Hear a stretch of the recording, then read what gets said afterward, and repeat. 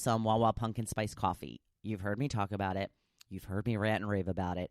I love it. So I do have some of that, and I've had that quite a bit already this season. I do often indulge in a pumpkin muffin, which I haven't done yet. I will. Maybe that'll be part of my breakfast as we head to the Outer Banks in a couple of weeks. Trying to be good up until vacation time. Been tough. Got book club tonight, too. It's going to be so much food. So I'm going to be a party pooper and eat my dinner before I go to book club and try to just keep my distance from the food. I'm going to just have to be strong. Be strong, y'all. I'm going to be strong. Put the power to me, okay? I need your help tonight to get through book club and not blow my diet.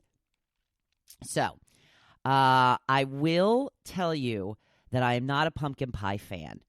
It must be the consistency of it, the texture. I try it every couple of years, because it looks so good to me. I'm like, oh, and it smells so good. So every couple of years I go, you know what, just give me a little slice or give me a bite or whatever, and I put it in my mouth, and I'm always like, yeah, I still don't like pumpkin pie. So I do like many a flavor of pumpkin, though. My sister does make amazing pumpkin bread. I prefer it with chocolate chips. Starbucks has a really good pumpkin loaf with chocolate chips in it as well. I remember one time being at the Starbucks drive-thru, and I had asked for a piece of pumpkin bread, and they asked me, do you want it with raisins or chocolate chips? And I just looked at her and I went, chocolate chips. And she's like, yeah, I would too. Don't even ask me that silly question. So there are some of your favorite pumpkin flavors. Get used to them. They're going to be around for a while. I haven't checked, but Wawa used to have this hot chocolate that was like white pumpkin flavored hot chocolate. So good. Really, really good. And it doesn't have the bitterness that a coffee would. Excuse me. So that's good as well. So there are some of your awesome pumpkin flavors. And I will move along. Move along, doggy. Move along to the blog post for the day, which is, oh no, my iPad is freezing. Technology is great as long as it works. Am I right? Yes. So the picture for today is from my little gathering. I had a sunset gathering with some girls in the neighborhood the other day. Took a couple of pictures while I was there. And today's photo says, if you can visualize your dream life, you can live your dream life. That's right. I remember reading an article long ago about one of my favorite actresses. I think it was Reese Witherspoon, and how she used to use the power of visualization before she got hired for a job. She would picture herself at the reading. She would picture how well she did, the looks on the producers' faces, the feedback she would get. She would visualize getting the call telling her she had gotten the part. There's also the story of Jim Carrey. Have you heard it? He wrote himself a check for $10 million when he started acting and carried it around in his wallet. It was a great motivator for him, and it worked. Within a few years, he was making $10 million a film, which was the highest paid actor at the time. Now, I do this as well in my own way. I was remiss in the blog to mention the, it's really hard getting old. I just had the words in my head a second ago, and now they're just gone. I mean, like, not even on the edge can I think of the word I'm trying to think of. Is the board. Yeah, it's nowhere. The little board that you put up with your goals and your hopes and vision board. Oh my God. Horrible getting old. Vision board. And I'm talking about visualization. This is how bad it is, people. This is how bad it is. So get yourself a vision board.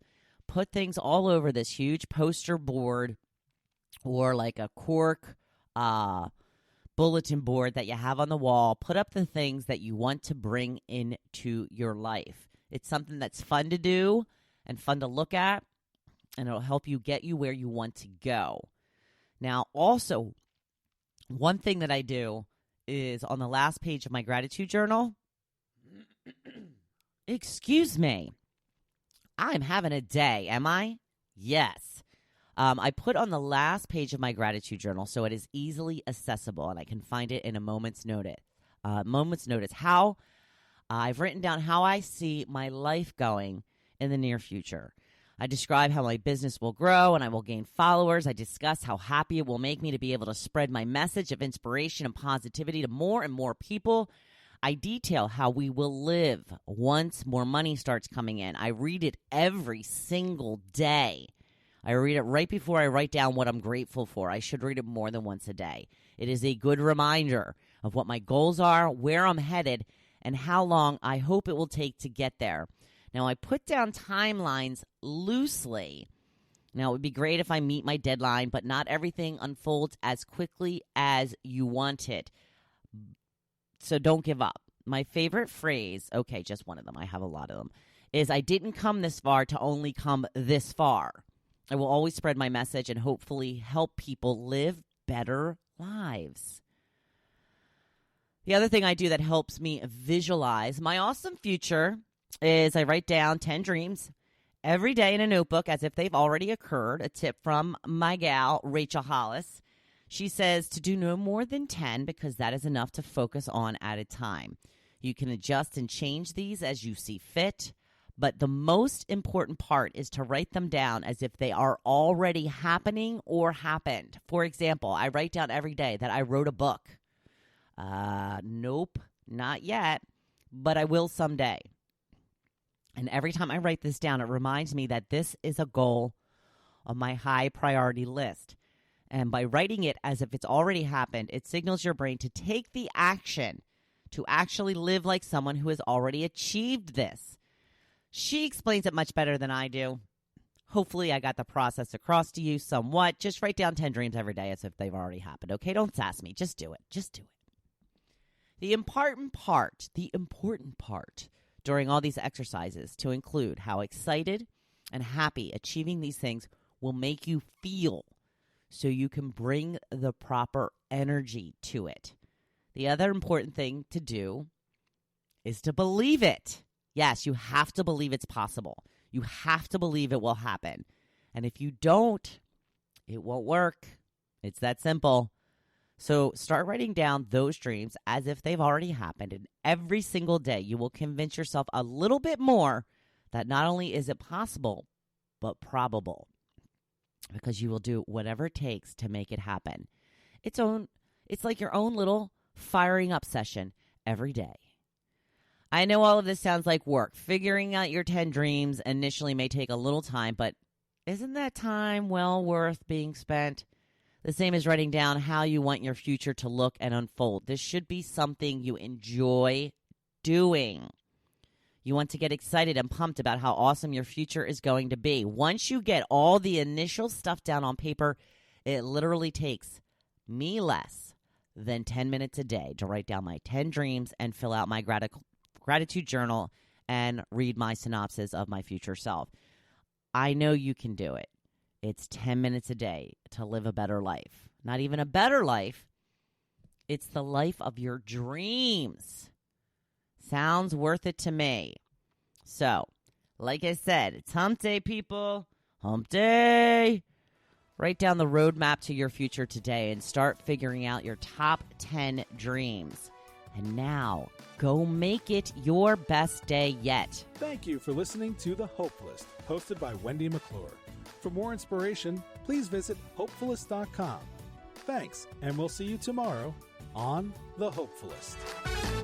In the biz, that's what we call hitting the post, y'all. Ellen, have me on your show.